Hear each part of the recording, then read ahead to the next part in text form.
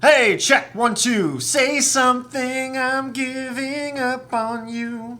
Hello, and welcome to the Contemporary Late Show, a show made by people such as yourselves for people such as yourselves. I'm your host, Robbie Brantley. On tonight's show, we'll have Gladys Harlow, Joanna Garcia, and a Zoom conversation with Chelsea Bridge. You know, everyone's talking about it, so we might as well just get it out of the way. Here's your Corona update. So what are some of the great things about COVID-19? I know that statement sounds pretty ridiculous, but think about it. Some of us are getting a lot of sleep. Some of us are catching up on reading. Some of us are just relaxing and going with the flow. These are all things that are positive. The main thing to remember is to stay positive and keep your head up. Keep in touch with your family, your friends, and your loved ones. But enough of the negative, let's talk about the positive. Earlier today, I took a little poll over on Instagram and asked a bunch of people what they were doing in order to, keep their spirits up during this whole entire just insanity. Things like meditation, trying new foods, like pork rind, maybe getting a little more rest for during your day. What's a good pork rind? For the most part, people are still going on their daily walks, walking their pets, and living their day-to-day lives. But as I said earlier, I took a small poll, and later on, we'll find out the answers to that poll. Coming up next, we have a great video called Deep Gratitude by Gladys Harlow.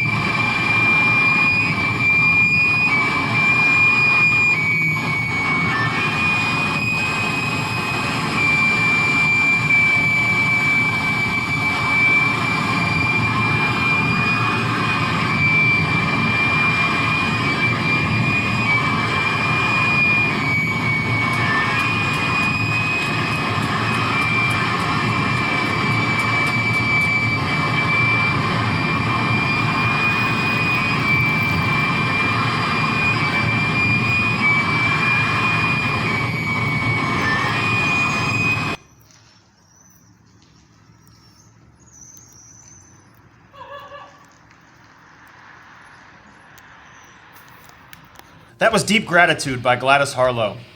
What a fantastic film. It's a film, right? Welcome back. I have here the answers to the poll I gave just hours ago about the things that people are doing in order to stay sane during this COVID-19 outbreak.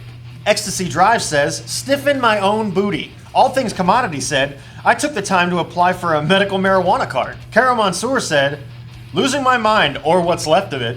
St. Clavicus said heroin. Yikes. I'm gonna delete that one. Jesus Christ. P. Planted said, working every day, but someone's gotta do it. 3 to Sleep said, getting all fat and sassy. Miyuki Tattoo says, watching your taint and eating snacks. Stranger Beans says, I've listened to every record I own, incredibly stoned, and it's been really nice. Demon's Gate said, jacking it. A lot. And Moth of Iron said, chronic masturbation. I'm seeing a theme here. Well, it seems like a lot of you actually have your heads on pretty straight, and that's really, really important in this time. We'll be right back after this video from Joanna Garcia.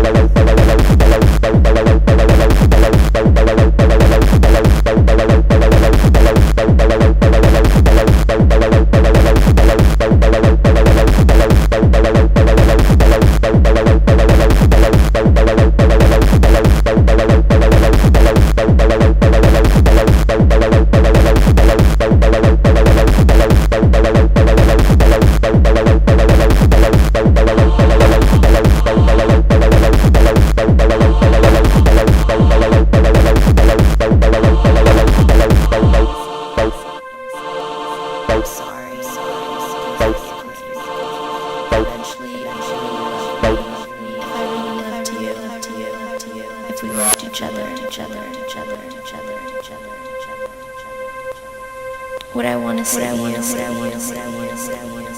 what I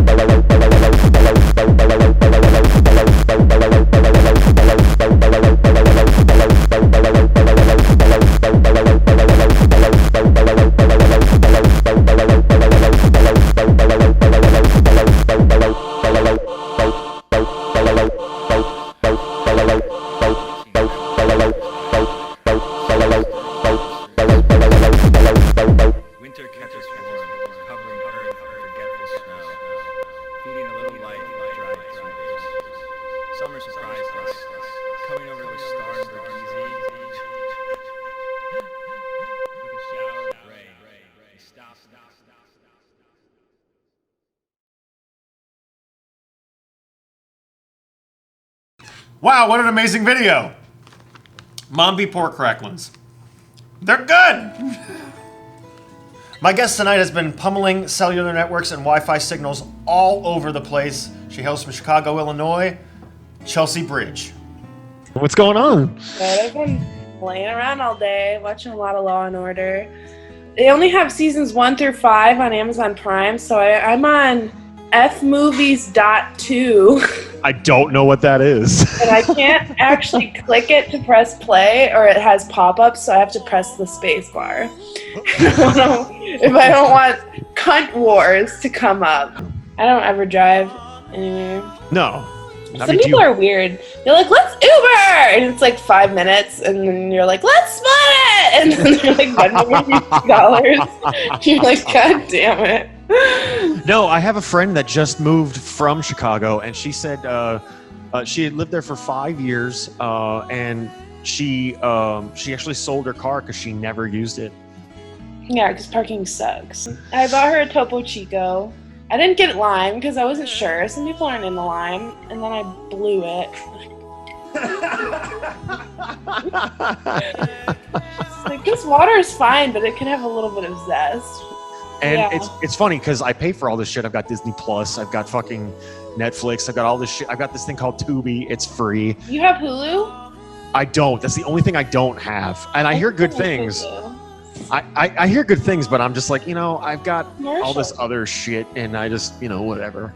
Yeah. It's funny too because during this whole situation with this COVID bullshit, the one thing I haven't been doing is actually watching a lot of TV, and it's been weird and also really like liberating at the same time. It made me realize, me personally, it made me realize like how much I don't need the damn thing. And how little I actually use it. It's interesting. I'm stealing my Amazon Prime from my parents right now. Same. That's like the only move. It really is. You can buy. There's certain things that you have to use your own Amazon account to buy on Amazon. Which I found out the hard way. Your mom's like, "Oh, your new butt plugs are on the way." Like she's always like texting me like, "Oh, your new thing's on the porch," so I can't like. Sitting there rattling the box. Yeah. No, like she like gets the emails. Like I use her Prime account, and then they're like, "Your butt plugs are on the way." Your butt plugs are at your house. Those aren't. They're mine. That hasn't happened, but it would. I mean, I hope for that in your future. That's all I'm saying. My mom is like psychic. She's insane. Is she psychic One about time my butt brother plugs? got a DUI, or no, not a DUI, a minor in possession when he was drinking on Mackinac Island, and she just knew. Like one day he like was eating breakfast, and she was like, "You got an MIP," and he was like, "What the fuck?" Yeah. Wow. What's your mom like? My mom is fucking rad. She's in other news, she's disabled, so she hasn't worked in 30 years. But she's super cool and super laid back and a lot of fun to fuck with. So that's what I do with all the time. I want to hang out with your mom. Parents love me. There's different types of dad jokes. There's the situational dad jokes. Yes. There's the "you've told me so many times I want to bash my head into a wall" dad jokes. Yeah. He doesn't have any of those. Then there's the ones that all the dads tell. Like every dad knows these certain jokes. Like if like you put a lot of sugar in your coffee, he's like, "You want some coffee with your sugar?" Or something like that. You want some steak with your pepper? Or like your grandpa's like watching you move something really heavy, and he's like, "It's not heavy, it's just awkward." And you're like, "That's not even a joke. It's just like a new point of view." One thing my dad has always said to me, because it happens a lot, is whenever like if we're moving something around the house and it'll fall on my foot or something, he'll go, "Well, that probably didn't feel too good, did it?" And you're like, "Actually, I'm a masochist." What age were you when you found your dad's porn? Oh, I was actually really young because my dad had a subscription to Playboy in the house. Is that even porn? Okay, so here's the deal. Here's the deal with that. You gotta remember, it was the early 90s for me when I was exposed to it. So for me, it was like vagina on page, and it was, and I was like, wow, they do this. It's real. You're like, why is that fish over there? It's all weird. Yeah, the first time you see it, you're like, what? Well, what was funny about that it was the fact that I was exposed to it so early on. It became so incredibly like nonchalant afterwards. And like my mom was totally cool with it because like the subscription was there, and my father was a subscriber for like 30 years prior. Yeah. And you got like a little award in the mail. oh my god, it was ridiculous. Here's the Playboy. Like all the special stuff that came out, and he like got it, and I was just like, what the fuck? Anyway. Patches. So I mean, to answer your question, is it really porn? No, probably not. I think it's more erotica. What's the word? I found my dad's porn on accident in his house, looking for something else. Oh, I went to go fix the antenna on the TV, and then I was like, whoa, like pussy galore, and I was like, ah! And I was 11. Still had a babysitter, 6th grade. But then one time me and my brother were in the basement, you know, like ceiling tiles, what those are? Yeah. We were like looking up there. We're like, let's look inside of the ceiling tiles. What's up there? And we like moved it, stuck our head up there, and then we're like, huh, a manila folder. And I actually have it right here. No way. Because my mom literally moved into a new house today. So this is like perfect. It's like an Holy old shit. folder.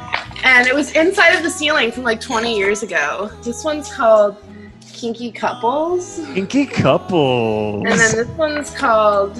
Oh, there's more than one. The title is ripped off, actually. But one of them has like a whole... I think that's another issue of Kinky Couples. Probably. Yeah. There's one where he's like... Oh, God. There's one with like breast milk that was like really... Nice. Oh. Nice. Oh, man. They're insane. But this is like... legit. And I was like, my mom was like, okay, we need to throw that away. And I was like, no way. Not at all. Not a chance. It's from, let's see, what year is it? But I don't know what to do with it because I'm also like totally against like the whole like, I'm gonna repurpose porn for my album and it's gonna be really edgy. So like, especially like, yeah, whatever. So like, what do I do with it? Do I just keep it? And it's like weird because it was my dad's. So like, I don't know where it's from. Anyway, I just didn't. It's like this one. This is beautiful. This is like news print. Hey, anyway, hey, yeah, it is. It's like black and special white. 2 for $5.99. What a deal! That's a decent price. I wish I could find a year. Oh, here we go. 1988. There you go. Wow. Good lord. That's 32 years old. Yeah. This porn is older than me. So much. Like, if your mom's cleaning your room for you, you shouldn't be looking at porn. I mean, you're not wrong. Focusing on getting your life together and like... Probably. I mean, you're fucking 14, for fuck's sake. Yeah, I guess. I don't know. I mean, kids are like probably 12 when they first... I remember the first time I accidentally saw porn was when I was doing a Simple Machines project in middle school. Like, ramp and like lever and then like screw. Oh, yeah. Google search screw and I was like, whoa! That was before Safe Search was automatically on. And I was in 6th grade. But I feel like most people had it like 6th or 7th grade. Yeah, I'd say it was probably around then. Or like, I don't know, I have like a lot of friends who are like, yeah, my first boyfriend was in kindergarten. And I'm like, what is it? Like, that doesn't count. What is his parents have a brothel? What the fuck is going on now? Yeah, I mean, I don't know. Like, just because you like go up to someone in kindergarten, you're like, we're in love. Like, that I've seen boobies. Yeah, like, I don't even know. Or they're like, I had my first kiss in 3rd grade. I'm like, what? Like, what? I'm like, when does it count? Yeah, seriously, that's the question. When does it count? When does it count? Well, I'm watching a lot of Law and Order, so I guess to a certain extent, like, I don't know. Well, because like consent is like what, 16, 17? I think it depends on where you are in the United States. I'm not really sure. Yeah, and then I really don't know. in other countries. Well, this is actually great because I haven't even started the interview yet. Oh, perfect. Great. Yay. Okay, I'm going to smoke some weed, but when I'm moving, I'm just getting some weed. I won't do it too blatantly. It's okay. It's legal where I am, just not where you are. True. Okay. Do you want to see my painting? Oh, I mean, yeah. I don't want to brag, but I'm selling it. 500. So is that for sale, or how are we doing that? 500. 500. I got it. Okay. You didn't Cool. ask what? Excellent. That's wonderful. 500 what, Mallory? You can message Chelsea Bridge Official on 500 Instagram. gummy bears. 500 gummy bears in order to get that painting. I'm good. How are things in the I need to be separated from people at least 6 feet situation? I've been trying. It's really weird in Chicago because, like, you know, sidewalks and stuff, like when you're walking around, probably like Miami and New York and maybe LA. But, like, you know, when you're walking on the sidewalk, like you're walking with someone, going to the store. Yeah. My roommate or his girlfriend and like going to the store, and I see someone jogging. And I'm like, oh man, like, do I move? And then you're like talking to someone, and then you're like behind them, and they're like, what are you doing? And you're like, you gotta, or like, when I've walked with other people, like I had walked with a friend the other day, and she was like really mad anytime like anyone was walking close to her. I was just like, oh. I think, you know what's funny is hearing that from you and talking to other people in the last couple of weeks, I've actually heard mostly literally the same exact thing. Yeah, I mean, everyone everyone. picks what they wants to do, like True. how strict you want to be. But it's just Yeah. hard, like in a city like New York, I'm sure is really crazy because like I can only imagine. like hundreds of people in one building. I'm like, how the fuck do you do that? Like, I mean, I don't know. it's I also don't just know. hard to know because like I obviously haven't been going out, but it's been fine. It's been beautiful here. Yesterday was fucking incredible. It was like 80 and sunny, which is insane for April. That does not happen in Illinois. And then today was like 60 and sunny, but like in the sun it's super warm, so Yeah. it was like fuck yeah. But and then it's gonna be like rainy and windy and cold and like 40 for like another week. So we got our little taste. Now they're taking it all away again. Yeah, exactly. Anyway, how's it been in Florida? Has it been really humid? Raining a lot? It's been, it's raining off and on. It's not like horrible. It's a little humid, a little dry, but the evenings are really, really nice. What is the time of year for you in Florida? We're in spring right now. Yeah, so it's Technically. cute. Technically. Oh my god, my roommate made red lobster cheddar bay biscuit. Yo, those are so good. This one's like a lump. You almost dropped that on your laptop. Almost. You know, I've got some weird things on my laptop. So right now, like April, May is like the best time to be in Florida. I mean, it's breezy. It's got its ups more than downs, to be honest with you. What's the worst? Like August? Oh yeah, definitely the summer, June through September. Yeah, absolutely. September is sneaky. You're It like, can be. It can fall, and then it's like 90 and humid, and you're like, wow. be. Yeah, it totally can be. But for the last couple of years, I can definitely say that September's been some of the hot ones. Mm-hmm. Yeah. So the big topic that I have for the very first episode, which congratulations, you're on the very first episode. the big topic the big topic that I have actually is, other than like the negatives that you're seeing from COVID-19, what are the positive things that you're getting out of this? What are you doing that's positive during this time of craziness? Oh, I work like in different places all day long. So like I will go to like 3 to 5 different locations for like 1 hour and like teaching here and that. So it's been so nice to not be like on the train constantly and like going places constantly and just being at home and like reading. I've been trying to read. Like you said, not watching as much TV. I haven't really been cooking that much. For me, it's just been like a moment to just chill the fuck out, and like I'm trying really hard not to pressure myself into trying to like, you know, make an album or something. So it's also just like succumb. I've been thinking a lot about succumbing, like in the past like year, you know, and crazy shit in life happens and you're like, you know, why, and then you wake up one day and you're like, I'm letting it go. Like, No, it's totally. happening, and like it's happening to me. Or like when you fall off of something and there's that 1 second you're like, I'm gonna die, and like you're like, I'm gonna hit the ground or like whatever, and like it's that one moment of like whatever. Yeah, totally. Whatever happens. So I guess it's nice to like let the universe take over, as my mom would say. No, totally. It's interesting that you'd say that. I'm actually feeling a very similar vibe down here in Florida.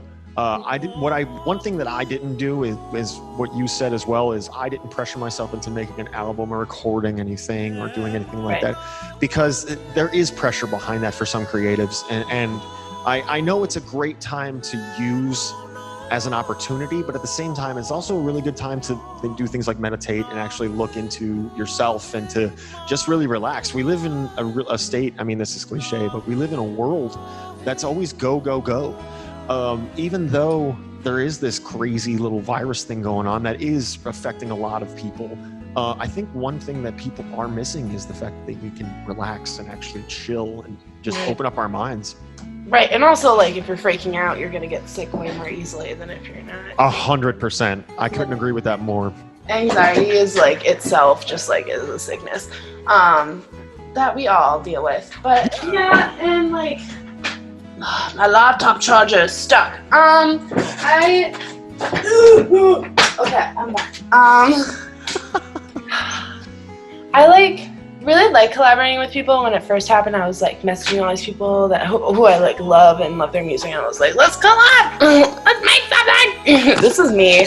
I made it my white girl voice, but it's actually just me. Let's collaborate. And then they're like, I guess so.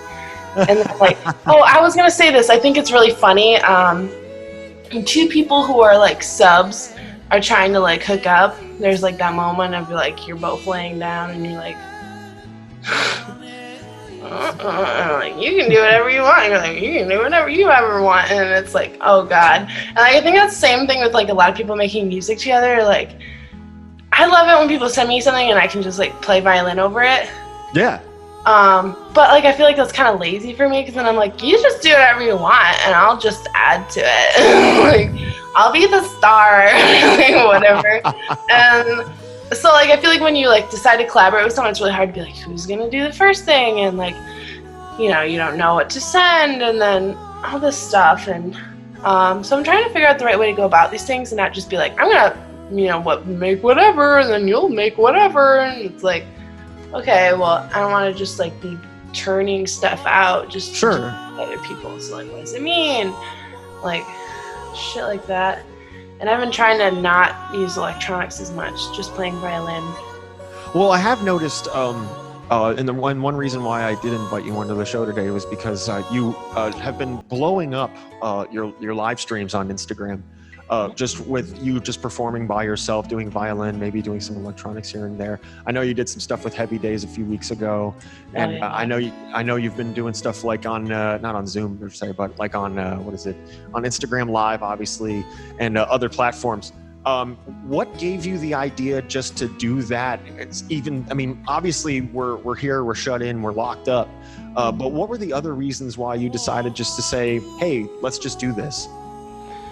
Good question. I mean, I just was definitely like, in that moment, I was like, why am I not doing as much as everyone else? And then I was like, what if I document my exploration of ideas that I've had?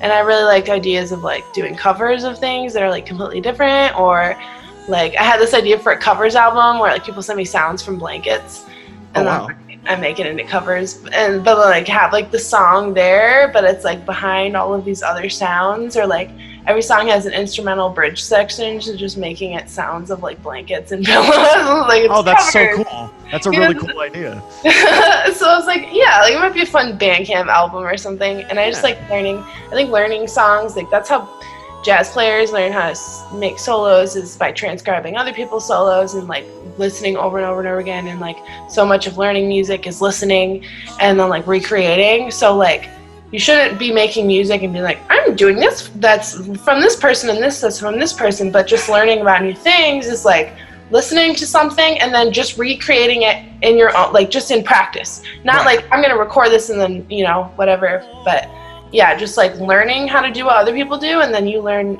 new things along the way.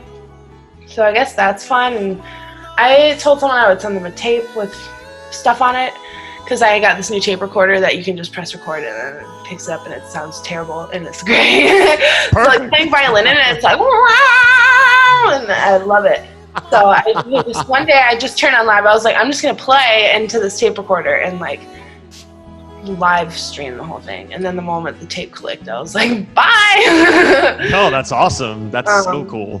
So I guess documenting the things that you're doing, like I've seen a lot of like records and tapes and stuff, people like, you know, like really old bands from the 80s, and they're like, this is them rehearsing, and like conceptually you're like, why the fuck would you listen to that? But it's like, you know, the process is so much of it, and that's why people make documentaries about bands, so it's like including other people in the process can be cool, and then it helps you realize that you're doing something even when you're not releasing a tape.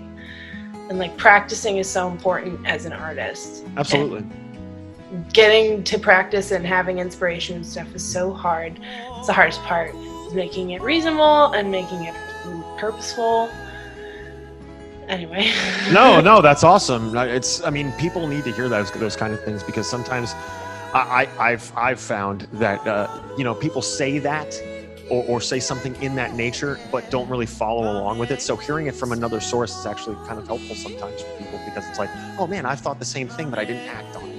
You know, yeah. Or like the opposite. I know a lot of noisers who are like, you're like, oh, can you play a show this weekend? Someone dropped out. And they're like, I would, but like, I don't have anything prepared, or like, I haven't practiced and I don't have time to practice. And it's like, it's just like, the concept of practicing noise music is just hilarious to me in and of itself. It's hilarious to a lot of people. And it's so true. And I love that people are out there like planning this and thinking a lot about it, because I think that outsiders coming into it are like, it's just fucking whatever. But like so many people like write out their sets and plan it and practice it, and that's amazing and like really cool. So I like thinking about that and like toying with it. Like I would love to hear a Human Fluid Rot cover someday. Like what is a cover for you, like, or like, you know, I can't even talk about it. You know, Johnny Cash likes to like do karaoke, like when he's doing his sets and like shit like that, and like, or like, you know, ironing, he's using records, and, or at least an INC, and like just shit like that, like people pulling and like doing their versions of covers, like it's cool. And conventional music is like the way it is for a reason. Like people love form and familiarity and stuff like that. So, and it's just inclusive too. I always want to include everyone. It's funny you brought it up. People doing noisers doing covers is always something that I've really wanted to explore. Yeah, you don't hear about it a lot. And one song that I always wanted to do, and this has been for years, and I've been working on it. I've actually been working on it for years. Is Prince's "Nothing Compares to You." Yeah, and I want to do that with my stuff, and I've gone over and over like so many different like ways of doing it, and it's been like a process, and it's something that I've always wanted to release, and I've never had a chance to, because every time I listen to whatever I do, I'm like, nope, trash it. Right. It's hard. It goes on with practicing and being a noiser and practicing and being that weird situation, you know. Because good covers take a song and then they do it in their own way, but keep things consistent. So like, or like jazz standards, they like play a song and then, you know, and then they just go off on a tangent. Right. But like, you know, even the way that someone twists a melody, like you can go up when someone else goes down, or like whatever, and like finding ways to make it your own, or like not even using like chordal instruments at all, just like sounds, and then someone singing the tune over top. That'd be fucking amazing. Like, absolutely. Just like sound collage plus, and like going for it, not holding back. No, I couldn't agree more. I think holding back is something that a lot of people do, and sometimes they don't even realize it. When are you gonna do this Prince song? Here we go. No, I mean, I don't want to pressure you, but yeah, geez, you're pressuring me. Ugh. Pressure! This isn't about me, this is about you. Yeah, I'm like, we don't have to pressure ourselves to finish things, and then I'm like, what about the Prince song? Get the people what they want. Well, and so many people who do noise listen to like stupid fucking music otherwise. Yeah, absolutely. 100%. I'm one of those people, absolutely. I'm not excluded. Yeah, they're like, I love harsh noise and also pop punk. You're like, what? Where they're like country western, like a hardcore cowboy music, and you're like, okay. Or like what else? Like, I mean, anything. And the list goes on and on. I was talking. Basically, everything's the opposite of harsh noise. Oh, 100%. And what's funny about that, that situation came up maybe about a week ago or so. Someone asked me, they were like, yeah, I know you listen to this and that and blah, blah, blah. And I was like, yeah, but I had to keep reminding people that that's not exclusive. And they're like, oh, really? Well, give me like a good pop reference. And I was like, you want a good like pop like music like recommendation? And they're like, yeah. And I was like, check out Foxes. And they're like, who's Foxes? I'm like, she from Great Britain, and she's cute, and she's got a great voice, and it's super catchy. And then people that person actually listened to it and was like, this is ridiculous. And they're like, how did you know about this? I was like, I listened to a lot of different stuff.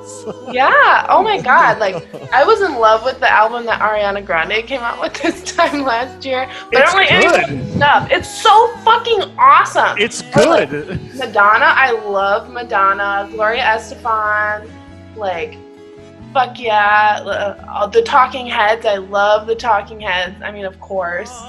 For me. No, I mean the list of things goes on, and it goes on for literally any of us. Yeah. Because it's so funny that how many people feel that we are inside of this little bubble, and how that bubble never gets poked.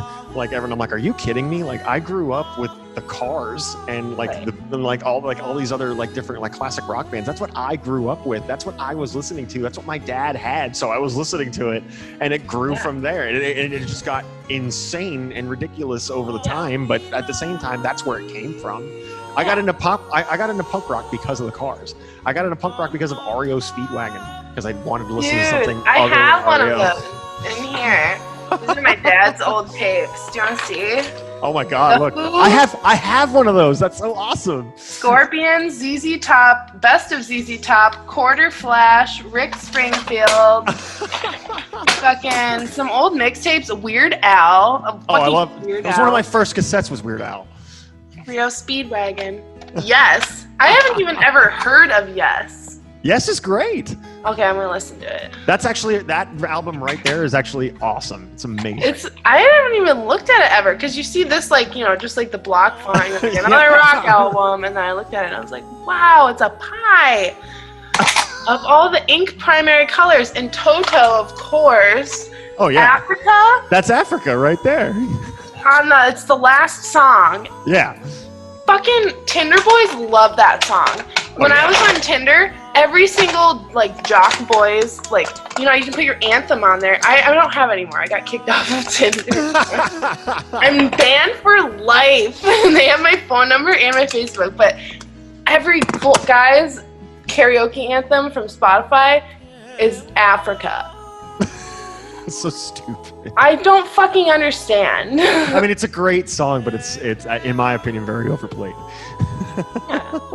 What is your karaoke anthem? My karaoke anthem is "Do You Think I'm Sexy" by Rod Stewart. Of course. I was kicked out of a bowling alley doing that song. A bowling alley! Yes. You had to be naughty in a bowling alley. I took my shirt off, waved it over my head, and climbed up on a table and started dancing.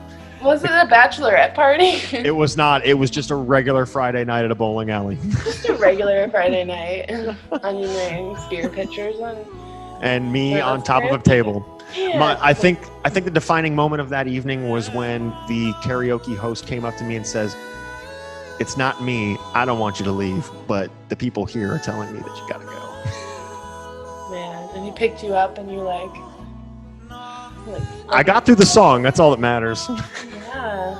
Oh my god. Wow. I know. I usually do Madonna or Pat Benatar at karaoke. Good choices. One time I did Bills, Bills, Bills by Destiny's Child, because I was like, it's the only song I know on this book, this whole huge book. I like read it 3 times, and like other people are like, let's go, bitch. Okay, I can do Destiny's Child, because like it's the only song I know. It's so fast. So like when I was like doing so bad, and the woman who was running it was like, "Somebody help her!" And I was so embarrassed. But you can't just leave. You gotta mic drop at karaoke, and the song's still going. So it's just like Bills, Bills, Bills. I did all of Nicki Minaj's parts to Roman's Revenge at a karaoke once, and I got a standing ovation. Yeah, it was probably the exact opposite of what I did. Someone came up to me, some drunk girl came up to me. She's like, "How did you know all of that?" I was like, "I really like that song." See, and then we're back. Like, I Noise Boys love pop music. Yeah. Everyone's got their like little song, you know. Just like moms love like certain gangster rap songs. Like I know so many kids from the suburbs whose moms are like, that one tune comes on, they're like a little drunk at the bonfire and they're like rapping the whole thing. You're like, oh no. I know this song. They're like, this is my shit. You're like, your friends are like, whoa, who is that? You're like, So, one of my favorite things that about any project that you've ever done, whether it be Chelsea Bridge or anything in the past, is your violin playing. So that being said, I mean, I know it's like a staple for you, and you're a fantastic musician using it. What are some other things that you're doing other than playing violin? wow. Oh, good question. I actually had this nearby to show you. Oh shit. I can show you. Well, there's some songs. It's actually funny because when I came out with that No Rent tape, I was like, I just realized this is the first album where I play violin. So the first 2 Chelsea Bridge albums don't even have violin on them. A lot of them have guitar on them. Guitar, there it is. Oh my god, I look so high. Oh, stop. And then it's fine. That's my look now. And it has like tape on the top because I didn't have like wire cutters. And then I tried to take it off and just cut it with scissors. That's beautiful, Mallory. It's That's like a really mummy. nice. Yeah, Really so nice. it's fun. This is my gearbox. Shoved everything in there. I had 2 shows that got canceled like immediately, and I was just put on my Same. shit box. And I haven't even fucked with it, except for that Heavy Days thing that I did. And I was just, you're an hour ahead of me, and I forgot. I have this little synth that I just got. I haven't fucked with. Very entry level. I'm not trying to impress anyone. This is what I was going to show you. So when I went on tour, this guy Jason Garrix, he plays drums in Cloud Nothings, and he runs Unifactor tapes. He lives in Cleveland. Cleveland. We went on tour together because my family's in Detroit, so we met up. We played a show in Detroit on Friday after Thanksgiving, and then we did Cleveland and Columbus.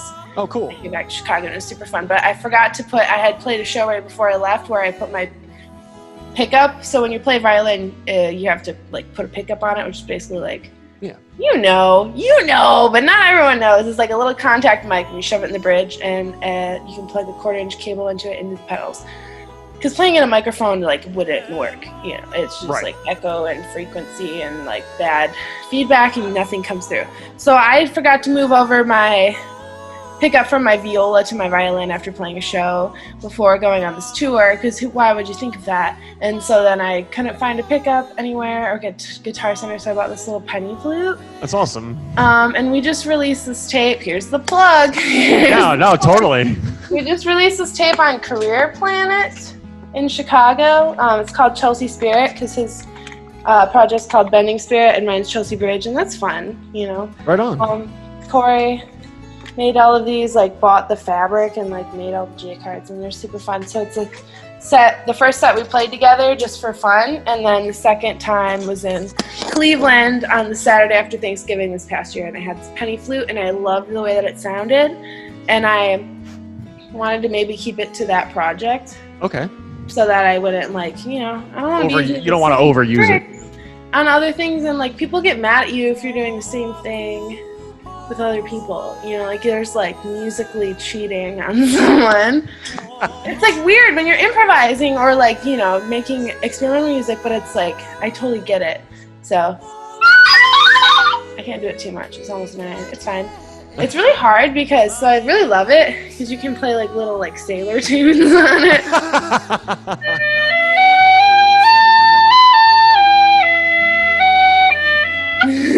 And it's also really loud, so like I didn't have the pickup, so I was playing into a mic, and then when it got loud I would just pull this thing out and be like, and it sounds so cool. That's awesome. And yeah, I just love it when it flutters, but it's really hard to play because if you blow it a little too hard it like squeaks at you. Right. I usually do better. That's my demo. Well, that was absolutely. We just got a taste. Oh, I love it. I have one more quick instrument to show you. Oh, fantastic.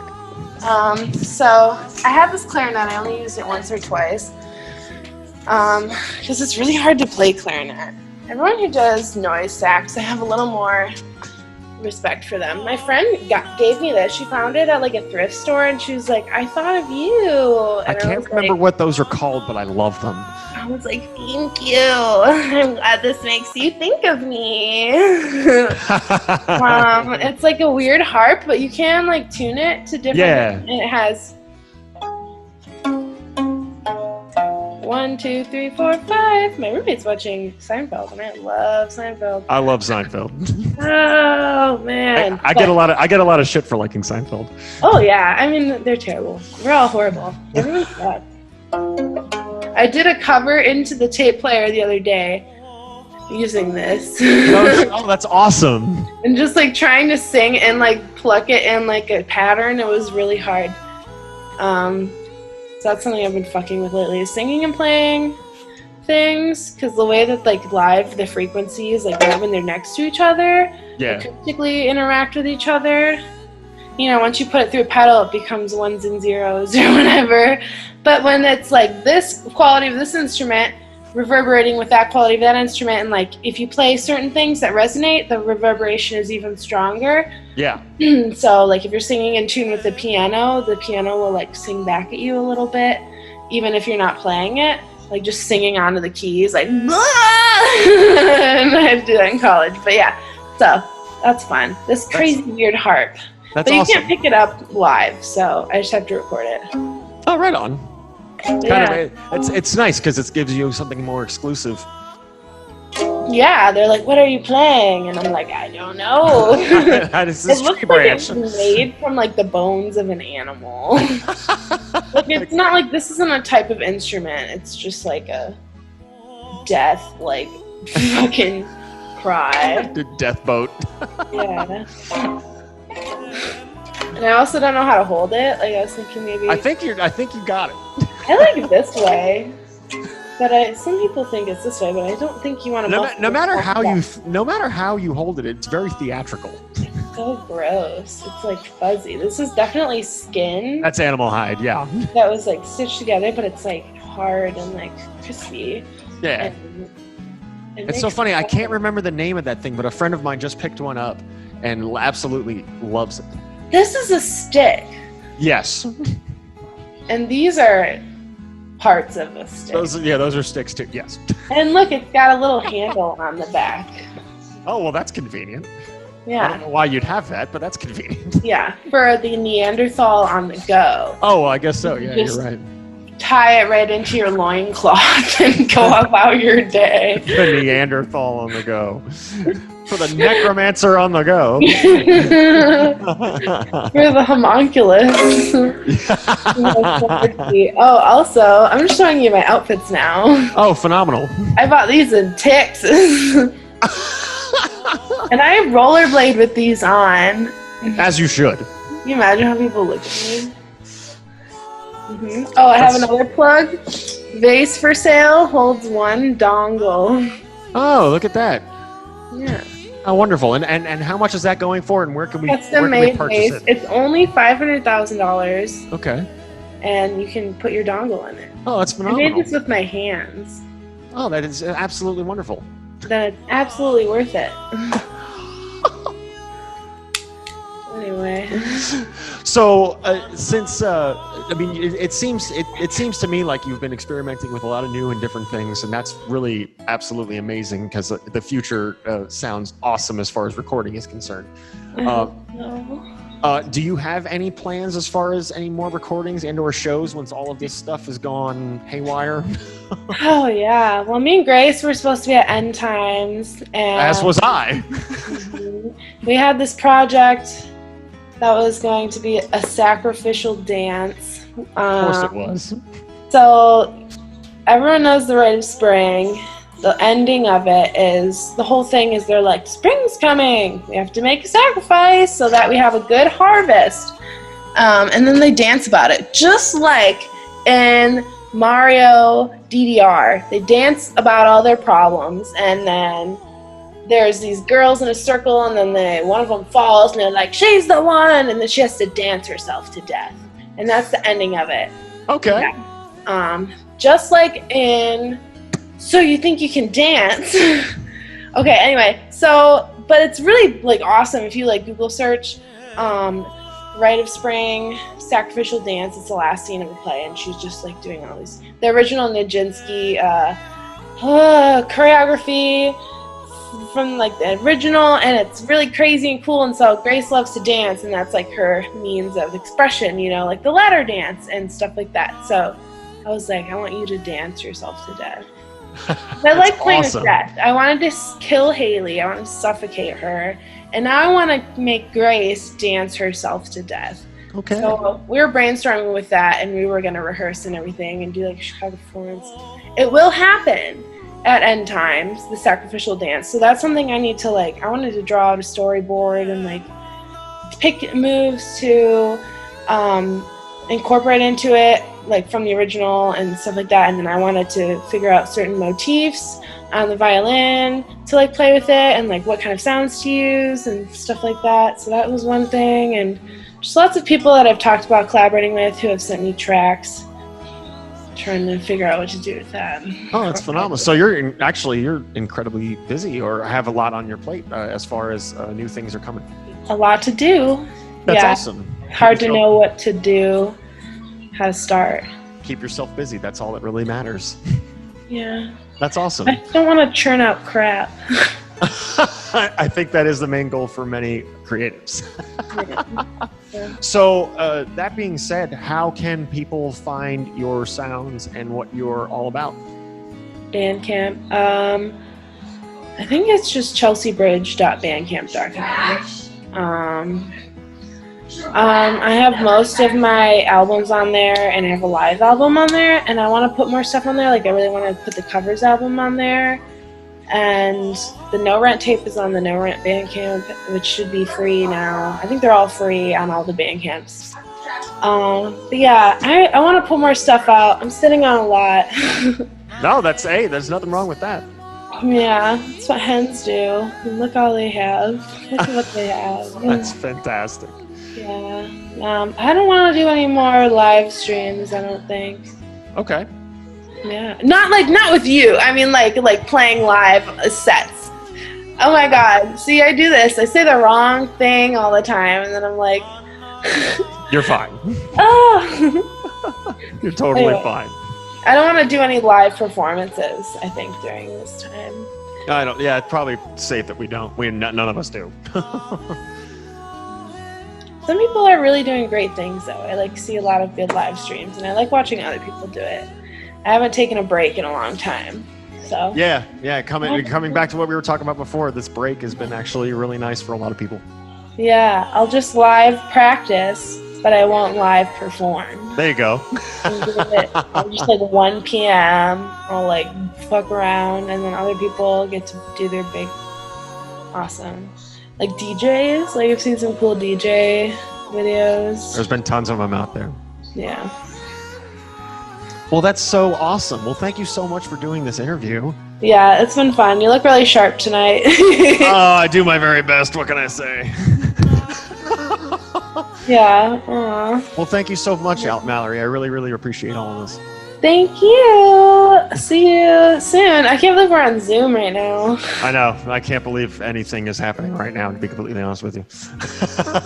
What can you do? Yeah, it's been fun. Stay safe. That's what everyone says. I know. Exactly. Yeah. I know. Now we're just reading the script.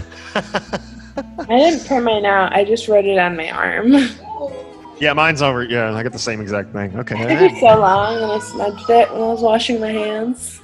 I got mine in my palm right over here. Wow. Wow. So you can't wash your hands.